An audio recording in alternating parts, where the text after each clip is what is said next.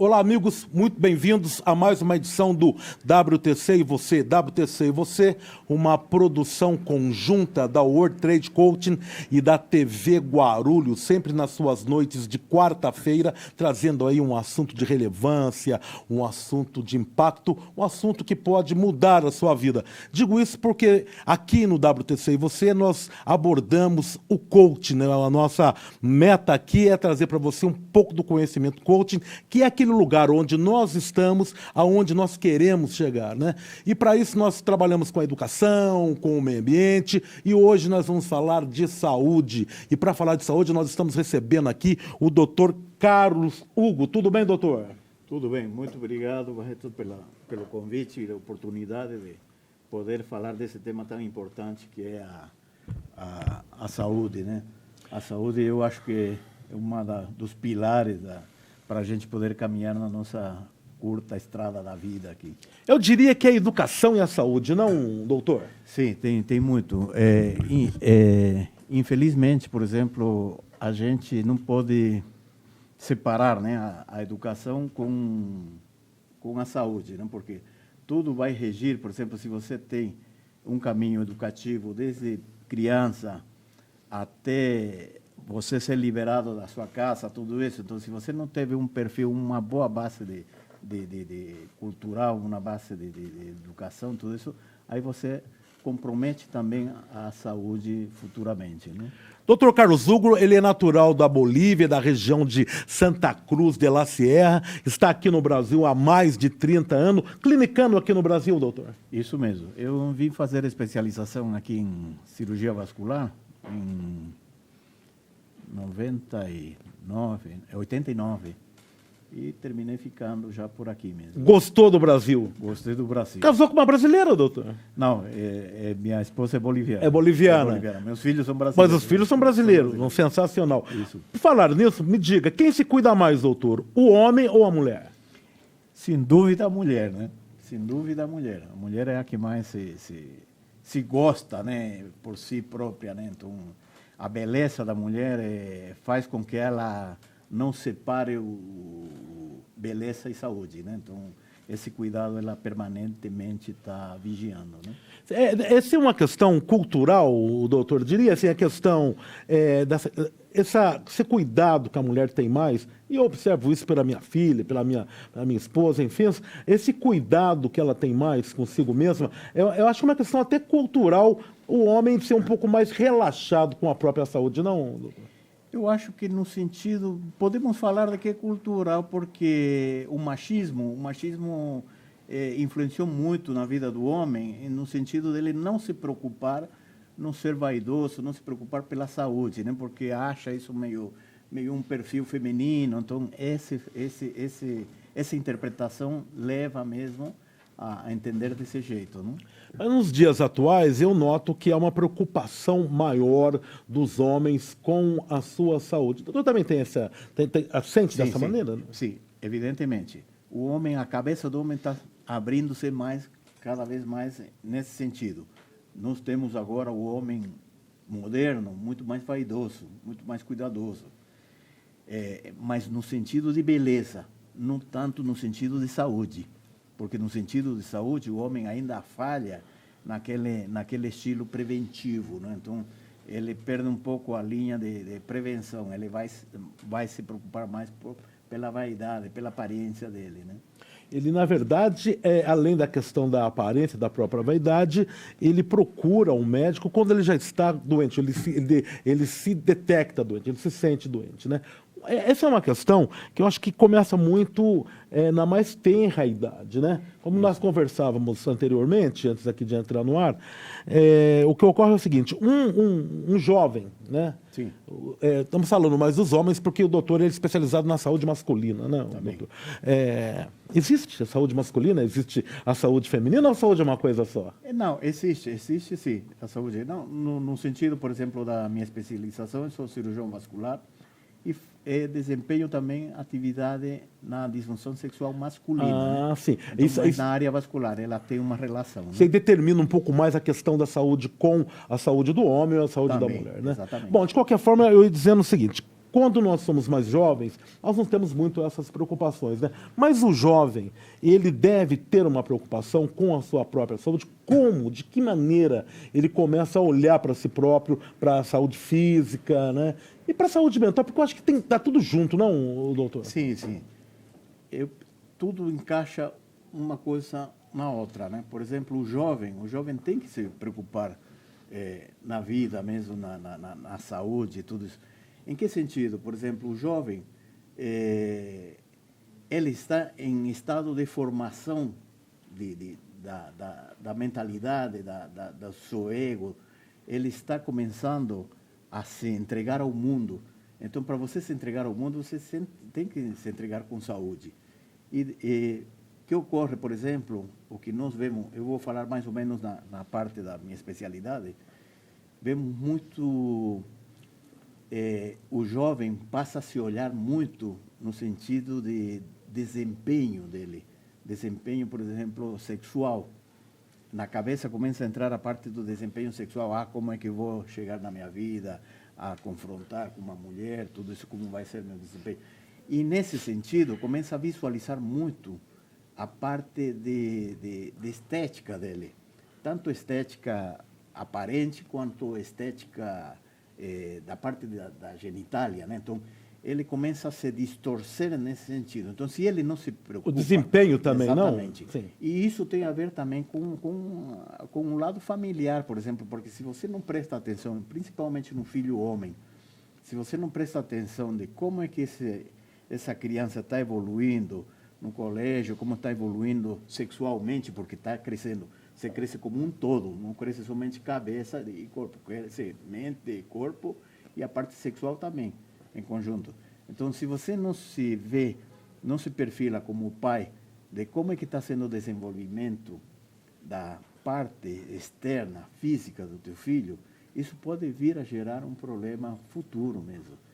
Nós vemos, por exemplo, muito inconformismo na parte anatômica sexual em jovem. Eles são totalmente normais, mas eles não sabem o padrão de normalidade, entendeu? A gente falando um pouco mais explicitamente, mas sem, digamos assim... O doutor está querendo dizer com relação ao tamanho do órgão sexual, essas coisas todas, né? Exatamente. Por quê? Porque é nosso jovem moderno, é nossa juventude, né? Eles se preocupam muito por esse lado sexual. Eles acham de que o relacionamento com uma parceira tem que ser com vida sexual. Eles crescem nesse sentido direcionado ao machismo, né? Então, e não em ver na estrutura de futuramente que ele tem que formar uma vida familiar. Então, ele passa a se cobrar nesse sentido da parte da estética, da genética, da sexualidade da pessoa, termina mexendo até com a parte psicológica. Isso que eu ia perguntar a seguida, porque isso acaba impactando a vida desse jovem adulto, esse jovem marido, enfim, dessa parte, eu acho que acaba gerando, pode gerar algum trauma, alguma coisa? Pode. Tem o que chama-se da dismorfofobia, né? Dismorfofobia. Então, ele não se aceita como ele é. A pessoa não se aceita como ele é. Ele sempre vai achar um defeito. Ou vai achar um defeito que está crescendo, que a mama dele é muito pronunciada, ou vai achar de que o tamanho do órgão sexual é pequeno, e mesmo que ele seja normal. Só que o problema é que o grau de normalidade ele desconhece, por isso que existe essa cobrança. Então, por isso que eu falo, dentro do núcleo familiar, nós temos que falar mais em sexualidade. Preparar essa criança para a vida, tanto mulher quanto homem. Eu acredito piamente que a questão da sexualidade ela está intrinsecamente ligada à questão da saúde mental e de uma vida com qualidade, não? Exatamente. Se a pessoa não tem essa visão, se ela acaba indo por outros caminhos e se julgando dentro de tudo isso que o que o doutor colocou, ela acaba se deparando aí na frente com um adulto, uma pessoa madura e um idoso cheio de problemas também, enfim, Sim, não consegue ter uma coisa sistêmica mais equilibrada, né? Nós temos, eu observo, por exemplo, em pessoas adultas já, com problemas de depressão, mas como gatilho a parte sexual, a parte da sexualidade. Eles se cobram muito. E eles procuram um profissional que fale de um milagre que esteja à altura da magnitude do que ele deseja de padrão de homem, entendeu? E não existe isso. Não existe uma cirurgia que deixe o homem superdotado, tudo isso não existe. Existe quando tem problema de verdade, existem procedimentos que você possa fazer para melhorar, né? A gente vê aí, tem remédios que prometem um monte de milagres desse sentido. Isso aí não existe, Não né? existe, Não não existe, existe. né? Não Isso aí existe. é uma enganação, é um mercado que não Exatamente. não Remédio corresponde, né? não existe para isso aí. Né? Então, agora, quando tem uma deficiência hormonal, por isso que eu falei, se a gente fica em olho da criança desde que está da niñez até ser adulto, e você vê alguma normalidade no desenvolvimento da genitália, você tem que se preocupar e levar para o especialista, né? Que daí é uma questão já médica mesmo, uma questão Exatamente. que está ligada à ciência, né? Exatamente, Tá porque ótimo. em um mínimo percentual nós temos um problema orgânico, nós temos um problema hormonal no desenvolvimento sexual. Né? Aqui nós abordamos muito, como o doutor viu que eu falei a todos aqui no começo, nós abordamos muito a questão do coaching, né? Sim. E o coaching é aquele lugar onde nós estamos, aquele lugar onde nós queremos chegar, né? É uma proposta, né? Isso. Evidentemente que esses dias eu dei uma palestra lá e estava definindo as diferenças entre a terapia, a psicoterapia e o processo do coaching, né? Que a psicoterapia ela vai buscar os problemas na sua origem, na infância, para resolvê-los no momento atual da vida da pessoa, no presente que a pessoa está passando. Questão de comportamentos, enfim, uma série de situações, né? E o coach, ele pega exatamente o momento que nós estamos vivendo para nos levar a um local, a um lugar, né, onde nós queremos chegar.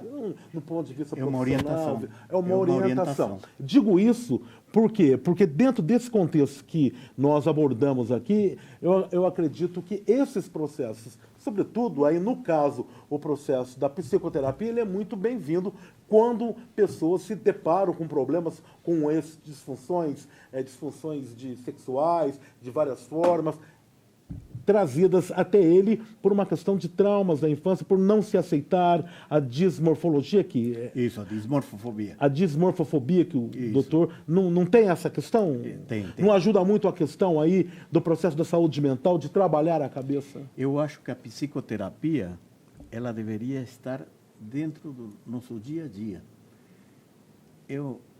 Mesmo, por exemplo, em qualquer emprego, em qualquer empresa, tem até algumas empresas que já começaram a se importar da saúde mental dos seus funcionários. Sem dúvida. E eles colocam uma psicóloga para fazer uma psicoterapia nos seus funcionários. Por quê? Porque a empresa vai ter um melhor desempenho. Então, eu acho que todos precisamos de um equilíbrio emocional. É isso aí. Tá? Porque ninguém pode falar de que sabe se conduzir emocionalmente bem.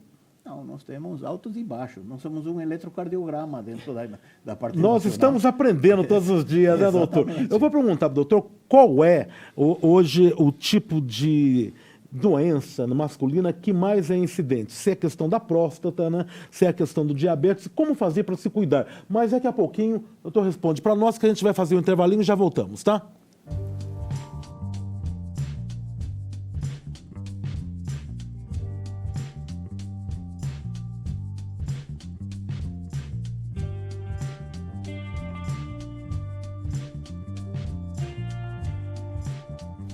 Doutor Carlos Hugo, me diga uma coisa. A questão da próstata é uma questão que impacta muito a saúde masculina, né? O meu pai, meu progenitor, que Deus o tenha, ele faleceu vítima de uma doença de próstata e eu vejo que isso acomete muitos homens. Ainda apesar da consciência que nós temos hoje de que é necessário se cuidar, ainda muita gente relega isso, né? Como é que faz? Qual é essa questão da próstata? A incidência dela é muito grande. Como fazer para nós nos prevenirmos com relação a... A incidência é grande, né? Ela está, se não me engano, dentro do terceira causa de câncer dentro do homem e em questão de mortalidade é muito significativa também. Então, para isso foi que se criou a prevenção. Então, a prevenção é fundamental, porque o câncer de próstata, ele tem cura, mas dependendo do estágio que você pegue a doença. E, às vezes, para você pegar um estágio inicial, raramente apresenta sintoma. Ele vai vir a apresentar sintomas já quando está avançado. Então, a melhor coisa que se criou foi a prevenção. E a prevenção tem que ser desde os 40 anos de idade. Infelizmente, o homem tem que abrir a cabeça e fazer esse acompanhamento anual, ir no urologista, para se submeter a uma bateria, um check-up da próstata, né? Que ele vai ser na dosagem do PSA, vai fazer o ultrassom da próstata e o toque retal, que é o fundamental, né? Então, essa questão do toque retal, eu acho uma coisa que afasta muito, inclusive por causa do próprio machismo, que nós já colocamos a questão cultural, afasta muito o homem desses exames preventivos, né? Mas eu vejo também que existem saídas aí, que é a questão do PSA, né? Isso. Que é um exame de sangue, que detecta ali um antígeno cancerígeno no sangue, né? E a questão da ultrassom, que vai detectar se você tem um aumento da próstata, displasia prostática que se chama, né? Existe. A hipertrofia prostática benigna, você detecta, ou mesmo o câncer detecta pelo ultrassom. Só que você vai detectar já em um estágio um pouquinho mais avançado, né? Então, a pesquisa inicial mesmo para do câncer de próstata tem que ser mesmo em base ao PSA e ao toque retal. Né? Isso não vai poder escapar, vai ter que passar por isso. É o melhor. Né? Não existe até agora uma técnica mais adequada para... Que possa substituir, exatamente. Né? E além da questão da próstata, a questão da diabetes também acomete muito a saúde masculina. Não? Muito, muito. Por quê? Porque nós temos em torno de uns 45% de pessoas que desconhecem que estão com diabetes. Nós temos o diabetes assintomático. É uma doença silenciosa. É silenciosa. Ela só vai aparecer quando começa a fazer já estrago, né? Mesma coisa do câncer, mesma coisa da pressão. Você fica na prevenção, por exemplo, a pressão é uma coisa que você vai, às vezes, saber que está com pressão alta quando desmaiou, teve um AVC. Já está ali há muito tempo e você nem faz ideia de que está ali, né? Por isso, tudo tem que ser preventivo, nesse sentido, tanto da pressão alta, da parte circulatória e do diabetes, é necessário uma prevenção. E a prevenção você faz com um check-up, né? Tirando a questão da próstata, que eu creio acometa mais aos homens acima dos 40 anos, pode acontecer antes também? É muito raro, mas pode acontecer. Pode acontecer antes também, né? Pode acontecer. Uma pessoa com 30 e poucos anos, uma pessoa de 20 não, né? Não. Mas uma pessoa de 30 e poucos anos pode ter um problema desse Exatamente. também. Né? O que mais afeta, por exemplo, em 20, 25 anos, é mais tumores do testículo. Tumores, isso também acomete a juventude do homem, um homem mais jovem pode ter esse tipo de problema. Pode ter esse tipo de problema. Mas agora já o câncer de próstata, tudo isso é mais afeta, mesmo hipertrofia, vai afetar mais homem acima de 40 anos. Quais são os sintomas de uma pessoa que está com um problema na próstata, doutor? Inicialmente, os sintomas são urinários, né? A pessoa passa a se levantar, acordar várias vezes à noite para urinar. Por quê? Porque o crescimento da próstata impede o esvaziamento completo da bexiga. Então, a pessoa vai no banheiro, faz xixi, só que não esvazia por completo. Pelo volume da próstata, ela não permite um esvaziamento adequado da bexiga. Então, a pessoa toda hora vai sentir umas 3, 4 vezes por noite que tem vontade de ir no banheiro fazer xixi. Então, esse é um dos primeiros sintomas que começa a acometer. Já em estágio mais avançado, começa a ter a dificuldade no jato urinário, né? A força do jato urinário passa a perder. Então já não faz aquele arco na hora que faz o xixi. Então esses são os sintomas já iniciais Aí é quando a pessoa começa a usar aquelas sacolas do lado, com aqueles tubinhos, né? Tem um nome. Aquela sonda. É uma sonda, né? Nesses casos que já tem dificuldade para urinar, praticamente, emergencialmente vai ter que usar essa sonda. Mas nesses casos que detectou o tumor ou detectou a hipertrofia benigna, a melhor solução é a cirurgia. Quando o doutor fala hipertrofia benigna, é o aumento da próstata, É o aumento que não é o câncer, que é o que nós temos, a maior incidência de lesões de próstata é a hipertrofia benigna. Tá? E o câncer é em menor proporção. E tem condição de reverter essa hipertrofia?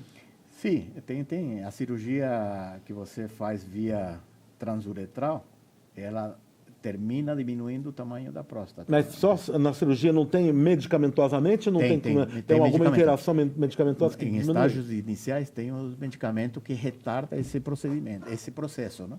Então esse processo de crescimento termina sendo retardado. Tem uma tendência hereditária nisso? Tem. Existe uma tendência hereditária em problemas de próstata, sim. Em todos os cânceres, mesmo o de mama, tudo isso existe um perfil genético. Um quadro que já vem e que te leva à possibilidade, né? Exatamente. Tem uma ligação genética muito grande. Mas nós falávamos também lá, um pouco atrás sobre essa questão do diabetes, né, que acomete muito. Mas aí eu acho também que a população é tanto masculina como feminina. Não tem muita... Sim, né? sim. Ele afeta quase na mesma proporção homens e mulheres, né? O problema do diabetes, por exemplo, se a gente... você vai fazer o diagnóstico também meio que tardiamente, né? Porque por falta de um check-up, de uma prevenção, né? De você ter uma disciplina preventiva em fazer exames periódicos. Então, o que ocorre no diabetes, por exemplo, é que você já vai vir afetado, por quê? Porque o ser humano, ele se relaxa muito, se para, é muito sedentário, começa a ter desequilíbrio de peso. Então, tudo isso vai favorecer para o aparecimento do diabetes. Não é que seja a causa, mas são fatores... É o estilo de vida e a alimentação também, não é? Exatamente, é tudo em conjunto.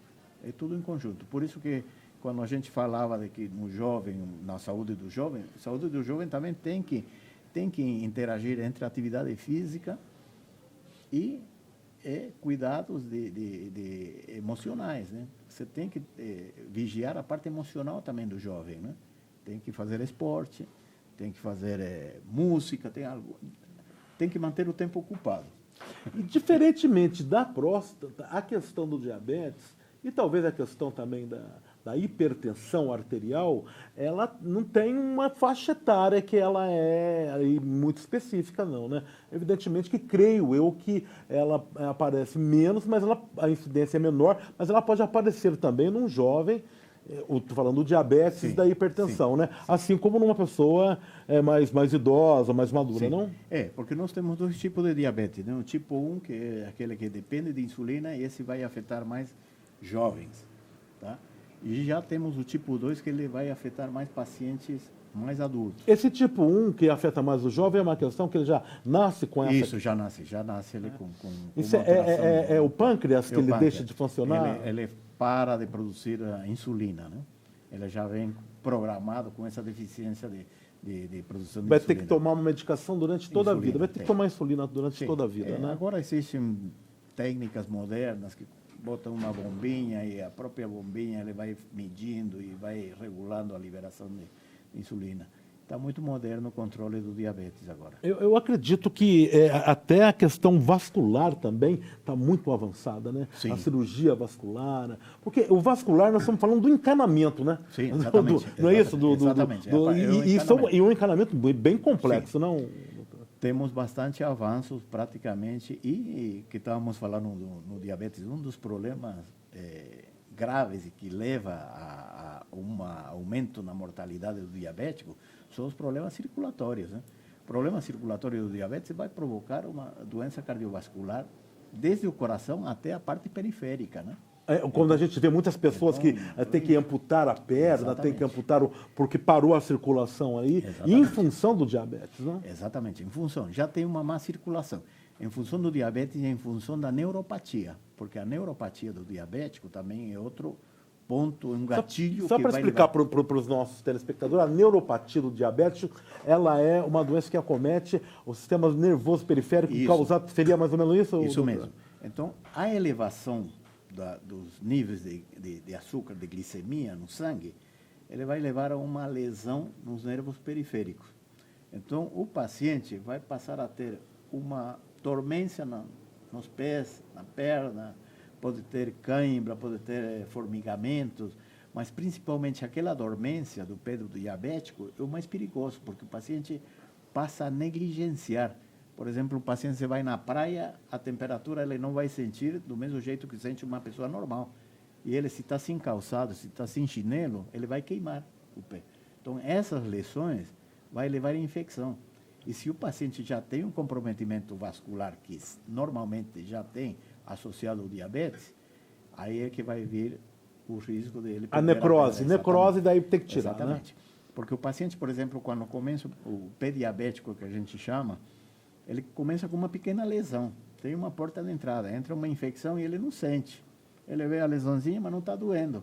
Então, como ele não está doendo, ele continua na vida dele.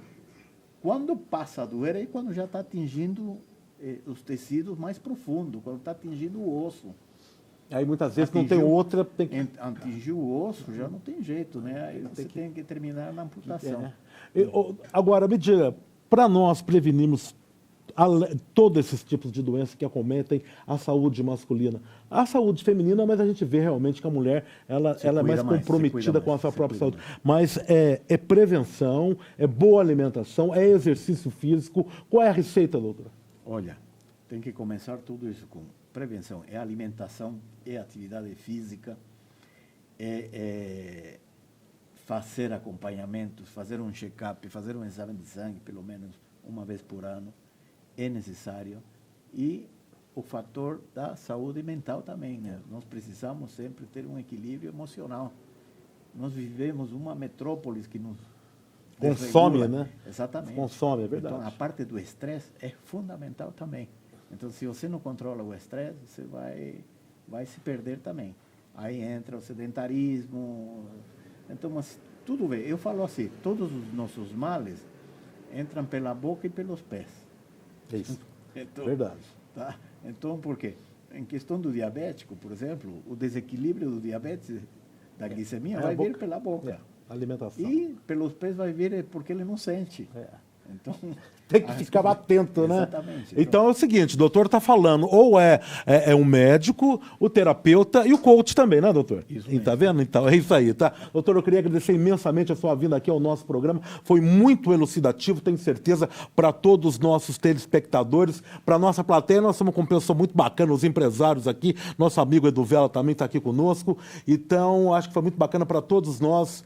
E mandar um grande abraço a todos aqueles que estão nos assistindo, agradecer novamente a presença do doutor e dizer que nós esperamos de volta para continuarmos esse bate-papo muito salutar, digamos assim. Muito obrigado a seu programa, ao senhor em particular, excelente mesmo o tema que foi abordado.